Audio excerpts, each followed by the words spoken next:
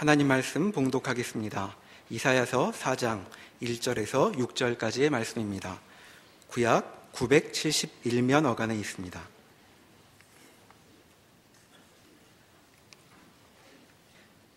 그날에 7 여자가 한 남자를 붙잡고 말하기를 우리가 우리 떡을 먹으며 우리 옷을 입으리니 다만 당신의 이름으로 우리를 부르게 하여 우리가 수치를 면하게 하라 하리라. 그날에 여호와의 싹이 아름답고 영화로울 것이요 그 땅의 소사는 이스라엘의 피난한 자를 위하여 영화롭고 아름다울 것이며 시온에 남아있는 자, 예루살렘에 머물러 있는 자, 곧 예루살렘 안에 생존하는 자 중 기록된 모든 사람은 거룩하다 칭함을 얻으리니 이는 주께서 심판하는 영과 소멸하는 영으로 시온의 딸들의 더러움을 씻기시며 예루살렘의 피를 그 중에서 청결하게 하실 때가 됨이라. 여호와께서 거하시는 온 시온산과 모든 지폐 위에 낮이면 구름과 연기, 밤이면 화염의 빛을 만드시고 그 모든 영광 위에 덮개를 두시며 또 초막이 있어서 낮에는 더위를 피하는 그늘을 지으며 또 풍우를 피하여 숨는 곳이 되리라. 아멘. 이사야 선지자는 북왕조 이스라엘과 남왕조 이스라엘의 멸망기에 사역을 했다고 했습니다. 그의 사역 기간 내에 북왕조 이스라엘은 아수르에 망하고 남왕조 이스라엘은 좀 더 시간이 지난 후에 결국 망하게 됩니다. 우리가 아는 대로 이스라엘은 신정국가고 그 이스라엘이 멸망을 하려면 신적 허가가 있어야 됩니다. 아무래도 안 되겠다라는 하나님의 먼저 포기가 있어야 다른 나라에 망하게 되는 것인데 그 망하게 된 원인이 무엇일까? 여러 가지로 생각할 수 있습니다. 우리가 쭉 구약에서 읽는 바대로 하자면 그들은 하나님을 거역하고 그 뜻을 따르지 않으며 사회의 혼란을 야기시키고 우상을 섬기고 하나님이 싫어하는 모든 일을 했을 뿐만 아니라 가나안 땅을 주어 책임지게 했던 거룩한 나라 제사장의 직분을 스스로 실패하기 때문에 더 이상 이스라엘은 존속시킬 필요가 없다. 그렇게 되는 것입니다. 그럼에도 불구하고 북왕조 이스라엘이나 남왕조 유다의 멸망은 그냥 다만 잘못한 것으로 인해서 포기되는 것, 없어지는 것으로 끝나지 않습니다. 그들은 결국 돌아올 것입니다. 포로가 되고 돌아오는 그 과정 속에 어떤 유익이 있느냐 하면 이스라엘은 참다운 이스라엘이 될 것이라. 그 고난을 통하여 정화된다. 그리고 그들의 이 실패와 그들의 회복으로 하나님의 은혜가 제한되지 않고 그들이 포로가 된 곳에서 그들과 함께 살았던 이웃들이 하나님을 믿는 그런 더 넓은 의미의 세상의 구원이 확장되고 완성된다. 그렇게 가르치고 있습니다.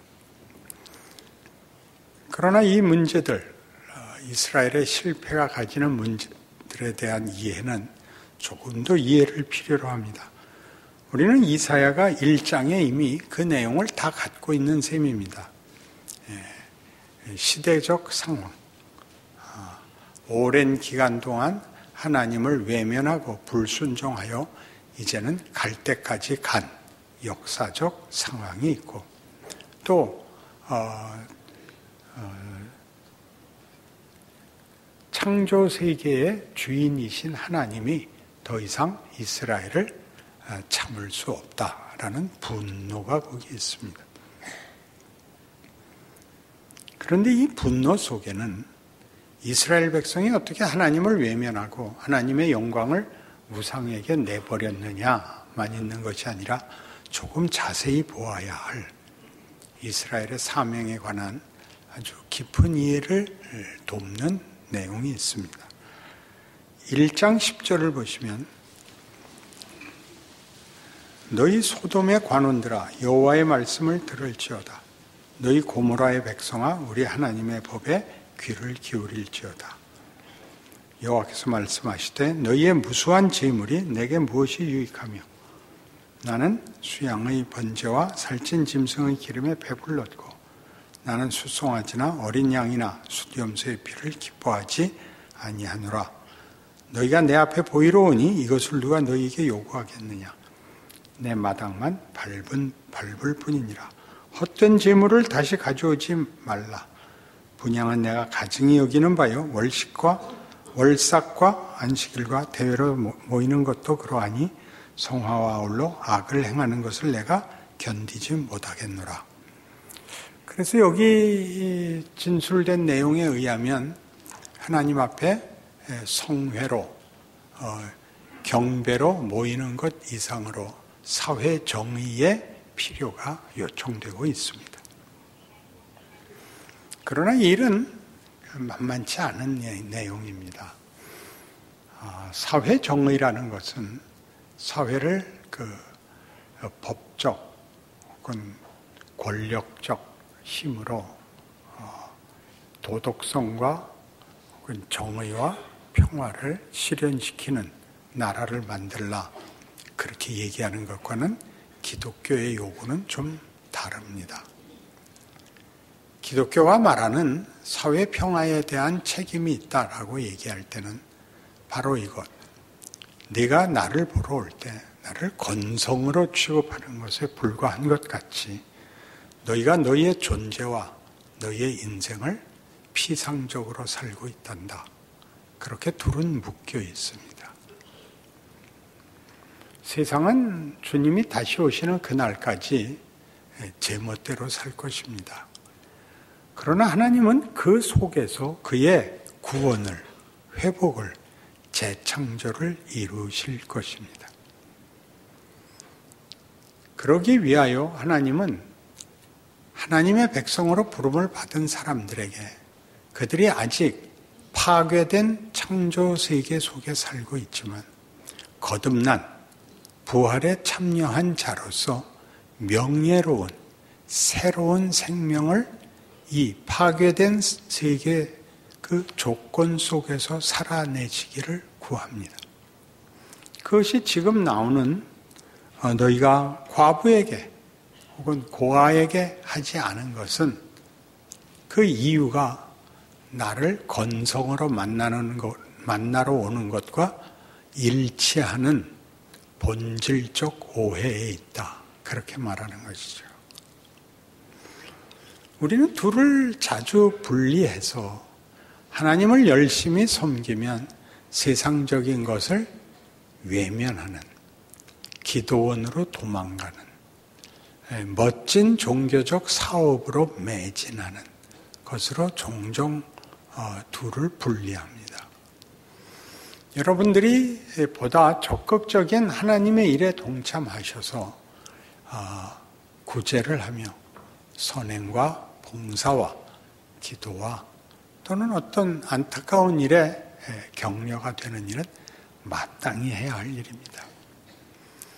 그러나 그것은 인간의 도덕이나 인간의 자랑이나 인간의 어떤 선한 의도에서 나오는 것이 아니고 하나님을 만난 사람, 하나님으로부터 생명과 진리와 사랑을 공급받은 사람만이 할 수 있는 것으로서 표현됩니다. 그러니까 여러분이 가지는 종교적 어떤 특심한 행실들이 생기면 그것은 당연히 여러분이 존재하는 곳에서도 당연하게 영향이 흘러나오게 되어 있다. 그런 뜻입니다. 너희가 과부를 돌아보지 않으면서 너희가 고아를 돌아보지 않으면서 특별히 나와서 제사 지내는 것은 가치가 없다. 이렇게 싸잡아서 꾸중을 하자는데 문제가 있는 것이 아니라 하나님을 섬기고 하나님께 예배하고 하나님께 경배한다는 것은 그의 존재가 바뀌는 것이다. 불쌍한 일을 그냥 지나칠 수 없는 존재가 되는 것이다. 이 일을 혼동하지 마라. 분리시키지 마라. 나는 너희가 나가서 행악을 행하고 폭행을 행하면서 절기만 되면 하나님 앞에 예물을 바쳐야 된다고 나오는 일에 아주 속상하다. 그것은 둘을 분리할 수 없는 일이란다. 너희의 사회 정의는 그런 의미에서 너희만이 할 수 있다. 사회 정의는 고함을 질러서 할 수 있는 것도 아니요, 폭력을 동원해서 할 수 있는 것도 아니요, 어떤 사회학자나 정치학자가 또는 어떤 좋은 이념을 가진 자가 만들어내는 그림일 수 없고 하나님과 접속되어야만 일어날 수 있는 일이란다. 하나님은 그걸 하고 계시고 그것은 여러분 각각이 예수를 믿는 바로 그만큼의 실력으로 자기 자신의 존재를, 삶을 이 세상과 더불어 할 수밖에 없기 때문에 의도하든 의도하지 않든 매일 일어나고 있는 일이란다. 그러니 이 문제에 대하여 하나님은 어떻게 큰 궁극적인 결과를 준비하고 있는지 확인해라. 그렇게 얘기하는 셈이죠. 우리가 더 많이 사회적인 책임에 열심을 갖고 의식을 갖고 책임을 느껴서 우리의 신앙을 전혀 사회 정의라는 것을 만들기 위하여 집중한다는 것은 균형을 깨는 것입니다. 우리는 하루만큼 하나님을 더 알고 하루만큼 살고 이틀을 살 수 없습니다. 하루만큼 사는 동안 내가 만나는 사람과 일어난 일에서 그때의 실력만큼 신앙인인 것입니다. 이 균형을 깨지 마십시오. 그래서 지금 보시면 이사야 8장에 가서 하나님은 당시의 사회상을 이렇게 심하게 꾸중합니다. 당시의 사회상이 피폐된 것은, 파멸로 가고 있는 것은 최소한의 신앙 생활이 없기 때문이다, 그런 얘기입니다. 사회가 따로 망하고 교회는 따로 성장하고 이런 일은 없습니다. 그 교인이 그 사회에 속한 시민이기 때문에 그가 교회에서 신앙인이면 사회에서도 신앙인이어야 한다, 그런 뜻입니다. 더더욱 이스라엘에서는 말할 것도 없는 것입니다. 그러니 봅시다. 16절 말씀입니다. 너는 증거의 말씀을 싸매며 율법을 내 제자들 가운데서 봉함하라. 이제 야곱의 집에 대하여 얼굴을 가리시는 여호와를 나는 기다리며 그를 바라보리라. 보라, 나와 및 여호와께서 내게 주신 자녀들이 이스라엘 중에 징조와 예표가 되었나니 이는 시온산에 계신 만군의 여호와께로서 말미암은 것이니라. 어떤 사람이 너희에게 말하기를 주절거리며 속살거리는 신접한 자와 마술사에게 물으라 하거든 백성이 자기 하나님께 구할 것이 아니냐, 산자를 위하여 죽은 자에게 구하겠느냐 하라. 마땅히 율법과 증거의 말씀을 따를지니 그들이 말하는 바가 이 말씀에 맞지 아니하면 그들이 정녕 아침 빛을 보지 못하고 이 땅으로 헤매며 곤고하며 굶주릴 것이라. 그가 굶주릴 때에 격분하여 자기의 왕과 자기 하나님을 저주할 것이며 위를 쳐다보거나 땅을 굽어보아도 환난과 흑암과 고통의 흑암뿐이리니 그들이 심한 흑암 가운데로 쫓겨 들어가리라. 무슨 다른 수를 써도 소용이 없다. 그건 하나님께 물어라. 이 세상을 고치고 싶은가? 하나님께 물어라. 대통령이 되어야 하는가? 그런 것은 아무나 하지 마라. 그건 정치인이 해라. 보다 전문적인 지식을 가진 자가 해라. 신자가 할 것은 뭐냐? 사회 정의를 만들고 싶다면 꼭 있어야 하는 윤리, 도덕, 양심, 질서, 상식을 지키는 자들이 되라. 그런 얘기입니다. 그건 어디서 나오느냐? 하나님을 섬기며 두려워하는 데서 나온다. 이런 얘기죠. 지금 잠깐 읽은 말씀 속에서는 당시의 시대상은 매우 어렵습니다. 하나님을 믿지 않게 되자 모두가 자기 마음대로가 됐고 모두가 모두에게서 폭력을 행사하며 가장 크게 다른 나라에 사로잡혀 먹힙니다. 하나님 없는 무력, 하나님 없는 어떤 실력, 하나님 없는 무슨 재주, 그것은 세상이 더 큽니다. 세상적 방법으로 세상을 이길 방법은 없습니다. 북왕조는 아수르에 망할 것입니다. 남왕조는 바벨론에 망할 것입니다. 아수르는 바벨론에 망할 것입니다. 바벨론은 페르시아에 망할 것입니다. 거기는 영원한 나라가 없습니다. 힘이 센 나라가 앞선 나라들을 없애서 지하에 그저 묻어버릴 것입니다. 아직까지도 그러고 있죠. 하나님 나라를 건설한다는 것은 국가적, 정치적, 경제적, 사회적 이런 방면의 문제가 아니라 건강한, 하나님을 아는 건강한, 하나님을 아는 진실한, 하나님을 아는 정직한 한 사람 한 사람의 국민이 생기는 것입니다. 그러니 지금 이 시대에는 모두가 다 세상이 어려워지고 믿을 것이 없고 온통 공포와 폭력과 그저 다 자기 이익을 위한 싸움밖에 없는 때니까 아까 본 4장 1절에 의하면 그날에 7 여자가 한 남자를 붙잡고 말하기를 우리가 우리 떡을 먹으며 우리 옷을 입으려니 다만 당신의 이름으로 우리를 부르게 하여 우리가 수치를 면하게 하라. 이게 무슨 뜻입니까? 나를 먹여 살리라는 것 아니다. 나 먹을 것, 나 입을 것 내가 알아서 할 테니까 나를 당신의 아내라고 하여 아니면 당신의 동생이라고 하여 밖으로부터의 폭력에서 나를 보호해다오. 그런 국면까지 왔습니다. 그것이 어떤 반전 속에 희망의 메시지가 전달되느냐 하면 4장 1절이 그날에 7 여자가 한 남자를 붙잡고 말하기를 우리가 우리 떡을 먹으며 우리 옷을 입으려니 다만 당신의 이름으로 우리를 부르게 하여 우리가 수치를 면하게 하라라는 이 처참한 현실에 대하여 하나님은 이렇게 저렇게가 없습니다.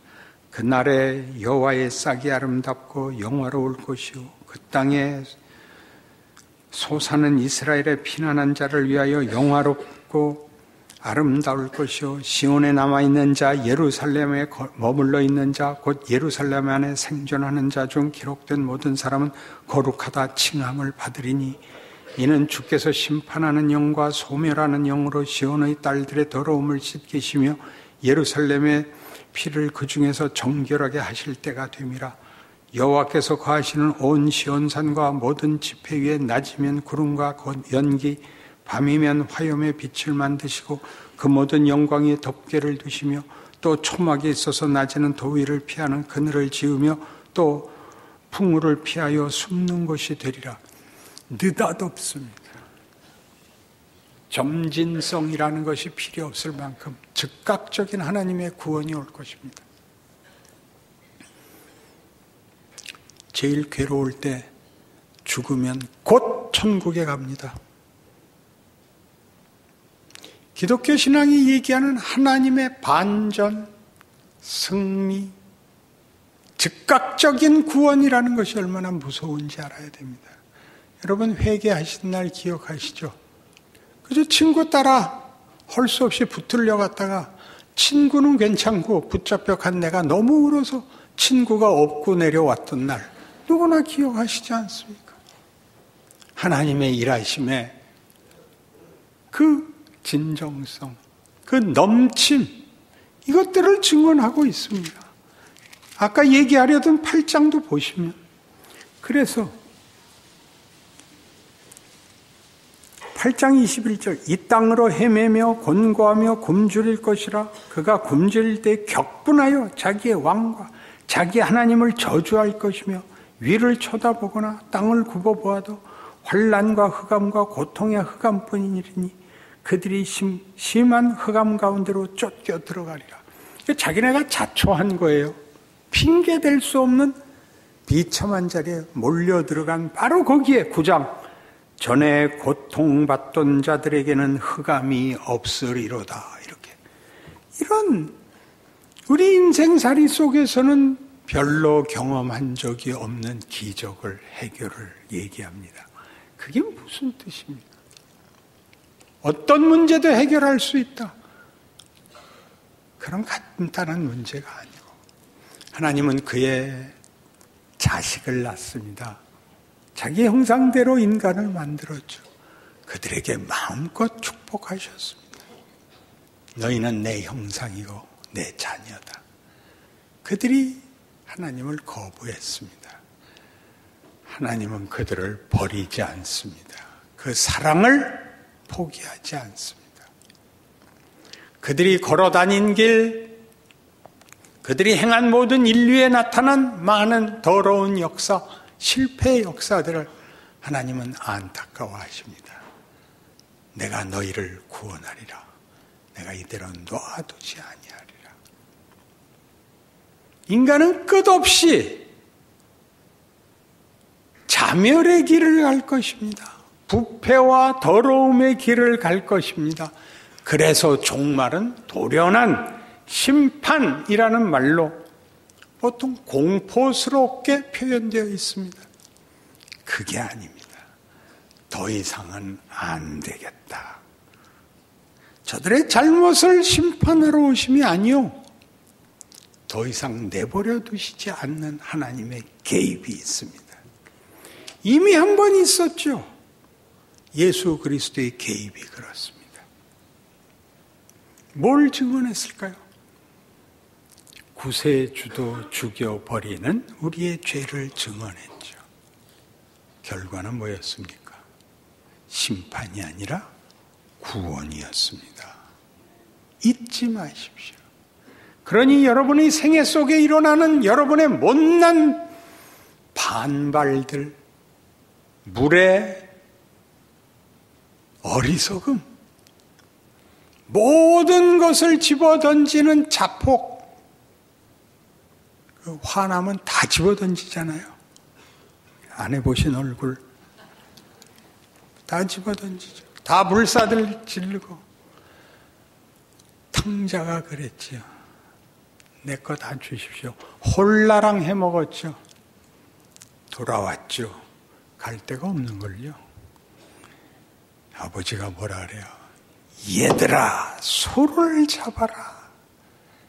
하나님이 누구신지 알기는 아는 거예요. 여러분이 누군지 알긴 아는 거예요. 아버지가 없었으면 형을 꼬드겨서 형 것까지 훑어갔을 거예요, 아마. 그 비유엔 그렇게 비약하도록 되어 있지는 않지만 우리의 생애 속에서는 얼마든지 일어나는 거죠. 그걸 바꿉니다. 전에 고통받던 자들에게는 흑암이 없으리로다. 옛적에는 여호와께서 스불론 땅과 납달리 땅이 멸시를 당하게 하셨다니 후에는 하변 길과 요단 저쪽 지방의 갈릴리를 영화롭게 하셨느니라. 흑암에 행하던 백성이 큰 빛을 보고 사망의 그늘진 땅에 저주하던 자에게 빛이 비치도다. 주께서 이 나라를 창성하게 하시며 그 즐거움을 더하게 하셨으므로 추수하는 즐거움과 탈취물을 나눌 때의 즐거움같이 그들이 주 앞에서 즐거워하오니 이는 그들이 무겁게 맨 멍에와 그들의 어깨에 채찍과 그 압제자의 막대기를 주께서 꺾으시되 미디안의 날과 같이 하셨음이니이다. 모든 그의 백성들에게 주는 약속입니다. 흑암에 찾아오시는 하나님, 예수님의 공생애의 시작을 마태복음 8장에서 바로 이 구절을 인용합니다.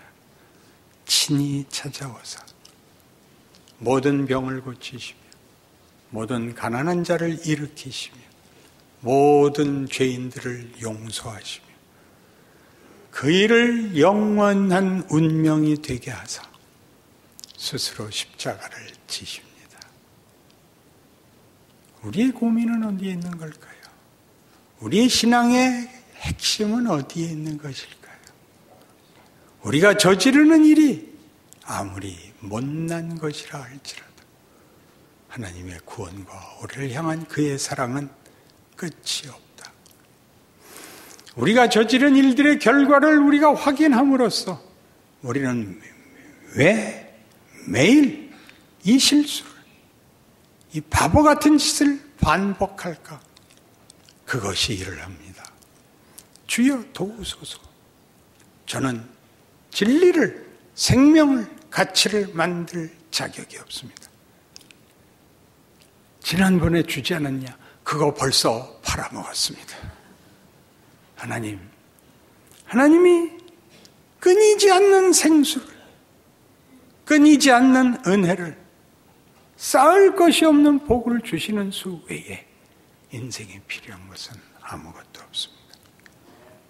하나님, 그 마음 갖고 그런 인생이 되고 그런 운명이 되는 길을 걷도록 제 인생에 부디 찾아와 주시옵소서.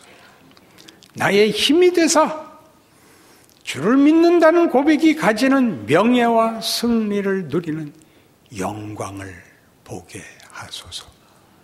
그렇게 만드는 것이 이사야입니다. 그 역사로 증언을 하죠. 그들이 당한 일이 무엇을 만드는가? 멸망하는가? 예, 잠시 망합니다. 남은 자로, 하나님을 더 깊이 아는 자로, 그 후에도 수많은 역사적 시련을 겪으나 그들은 달라집니다. 이 역사는 우리의 역사가 됩니다. 모든 크리스천의 유산이 됩니다. 그러니 짧은 인생, 영원한 가치의 싸움에서 지혜로우십시오. 그리고 구하오니 멋있어지십시오. 표정을 멋있게 하십시오. 우리를 넘어뜨리거나 우리를 좌절시킬 수 있는 건 이 세상에 없습니다. 우리가 당하는 고통과 고난과 잠시 받는 시험들은 다 우리를 유익해 하기 위하여 있습니다. 성경의 증언입니다. 이사야의 가치입니다. 왜요? 이사야 선지자의 선지의 내용들은 큰 영광을, 큰 비전을 우리에게 약속하면서 그것이 가장 처참한 역사 속에서 약속된 것이라고. 그리고 하나님의 신실하심이 어떻게 이 망할 수밖에 없는 이스라엘을 뒤집어 그 약속을 이루어내시는가 라고 역사를 들이대고 설명하고 있기 때문에 우리는 그 진정성을 확인할 수 있습니다. 그것은 여러분 각자의 인생에서도 고스란히 재현될 수 있습니다. 여러분의 고통, 절망, 낙심, 그리고 스스로 거부하는 너무나 아무것도 아닌 것, 거기서 하나님이 일할 수 있다는 것을 기억하시는 것, 성경이 자주 주장하는 하나님의 능력, 무에서 유를 창조하시고 죽은 자를 살리시는 하나님의 능력, 바로 그 무대입니다. 믿음을 가지시고 승리하시고 여러분의 입술로 예수 믿는 것을 자랑하시는 여러분의 인생 되게 하여 주시옵소서. 하나님 아버지, 우리 인생에 고단함이 있습니까? 우리 인생에 불가능한 것이 있습니까? 하나님의 능력을 모르는 탓입니다. 하나님은 죽은 자를 살리시며 없는 것을 부르시며 있을 수 없는 영광을 우리에게 입히시려고 그 아들을 못 박으신 우리 아버지십니다. 어느 세상에 이런 일이 있을 수 있습니까?